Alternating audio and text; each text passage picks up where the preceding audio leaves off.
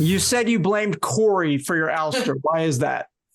Oh, because he outed everything. He betrayed me. I thought he was my number one away from Cirie and Jared, and that wasn't the case. I thought, yeah, good move. I mean, you should have gotten me out of the house. I was absolutely running things in the house, but sloppy and amateur way to do it, I think, and also made himself a target. So that's why I told him I would be seeing him soon. I'm sure he won't last very much longer. What can you say about that last day? They didn't show a lot of it on the episode because it was so quick before, the house, but a lot of fireworks going on, Jared, Cory, all that stuff. What can you say as all that swirling and you're wondering, how much is this helping or hurting me?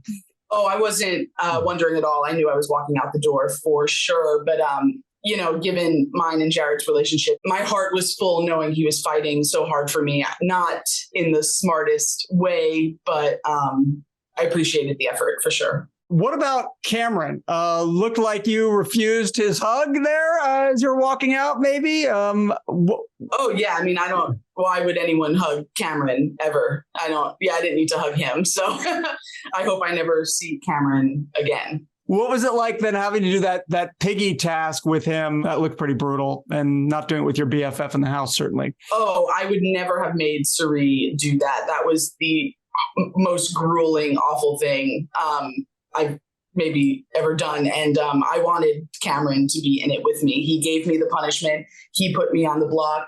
He targeted me forever, even though I was honest about wanting to put our feelings aside and work together until I had opportune moment to maybe take him out. But no, I wanted retaliation. I wanted to force him to do something he didn't want to do. And I wanted to, I was having the time of my life in some ways doing that with him. So were you worried at all that he might sabotage your chances at playing in the next veto? Listen, I wasn't winning comps, so I wasn't banking on that kind of thing. And the veto's a crapshoot anyway. I didn't think he was going to do that because I don't think he thought that was my threat level. And so that wouldn't have looked good on him in the house. And he was already in a precarious situation. So I wasn't concerned about that. But if the rule was that he wasn't allowed to play in veto, my plan was to sabotage the punishment. So much of your game as it was wrapped up with Cirie, obviously. So much to get into there. Let's start right at the beginning. You tell Jared and Cirie right off the bat, their secret. Were you ever worried that they might want to get you out because they know that, their mother and son, that at some point, if something goes wrong, you could expose them? Did that ever cross your mind? Were you concerned? I will say that when I look back, the way that I told Jared right off the bat, sloppy, first mistake in the house. But I don't regret it at all. I think I thought about that maybe only in the first couple of days, but honestly, I knew that we had already really connected. And I think they could feel that I wasn't going to expose a secret, that I felt like we were tighter together than apart. And it wouldn't have been good for any of our games to do that. As someone that's watched a fair amount of reality TV, when I watch and I see that happen, I see you get so close with Cirie and Jared. Of course, the question is, why get an alliance with two people that will never take you to the end with them? So talk about that, and what was your plan for dealing with that if you were going to deal with that at some point? I struggled with that quite a bit, but I beg to differ. I definitely think we would, if we had lasted, if I was still in the house, we would have continued on to get to final three. I have no questions about that. I know without any doubt that they would have taken me to 3.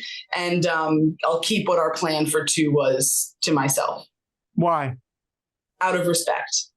And let's just say that you had won the final 2. I know you said you weren't exactly a comp beast in the house, but let's just say you do it. Let's say you win and you have to pick between the 2 of them. Which way are you going? My heart would have wanted to pick Cirie, but Cirie would want me to pick Jared. I would have picked Jared. And I would have beaten Jared. Yeah, so. I think you're right. You're right.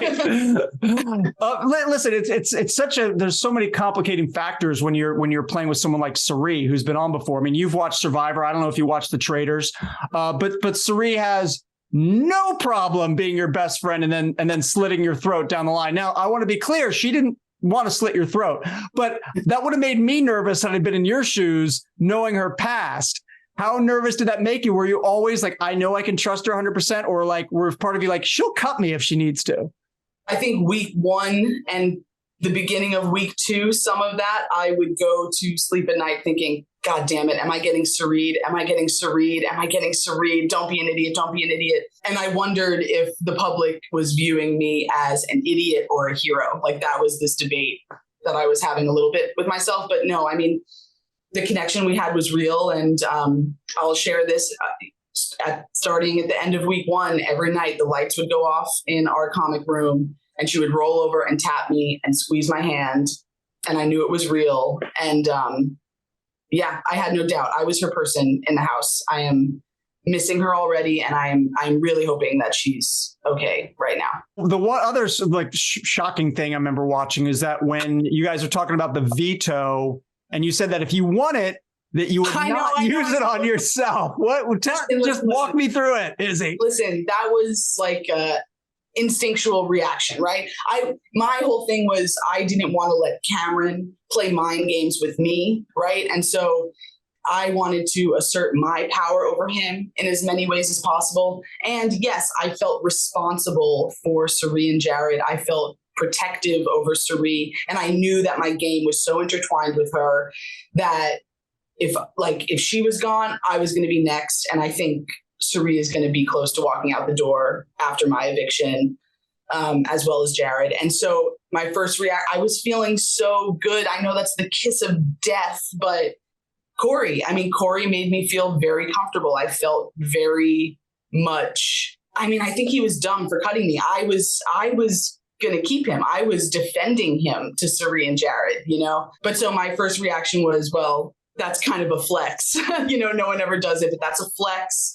That doesn't give Cameron any power, and it will stop Cirie from getting backdoored. And at that point, up until, 14 hours before my eviction, I really thought I was going to stay in the house next to Felicia. So things change really quickly. One conversation changes everything. And actually, my idiot self even blabbering that out to Cory one moment in retrospect is like, he knew that Cirie was my person. And so even though I went back on that in my conversation with him very quickly, you can't take anything back in the Big Brother house. And so I should have recognized that, but I truly trusted him. So my mistake. Yeah, that's my mistake. You've only been out of the house like 12, 13 hours. I'm sure it's just like a whirlwind. But if you're cataloging stuff, what would you say were your highest and your lowest moments? Because Big Brother is all about extremes, right? Like 1 minute you're on top of the world, you're feeling great, you're loving life. I'm in playing Big Brother, and the other minute you're like, what am I doing? This is like, you're feeling super low. Tell me about some of those swings. The last 14 hours in the house are all that's replaying in my mind. In some ways, picking Cameron to play Piggy Pals with me was a high for sure. Actually doing the Piggy Pals punishment was a low. That was extremely difficult. I think meeting Cirie was a high. That's what I got right now for that. All right, Izzy, I've saved the most important question for last. Oh, no.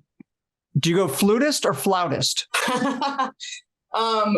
I say flutist. I think flautist sounds pretentious. And also it's derived from the Italian word for flute, which is flauto, and we speak English here. So technically, I do think it is flutist, not flautist.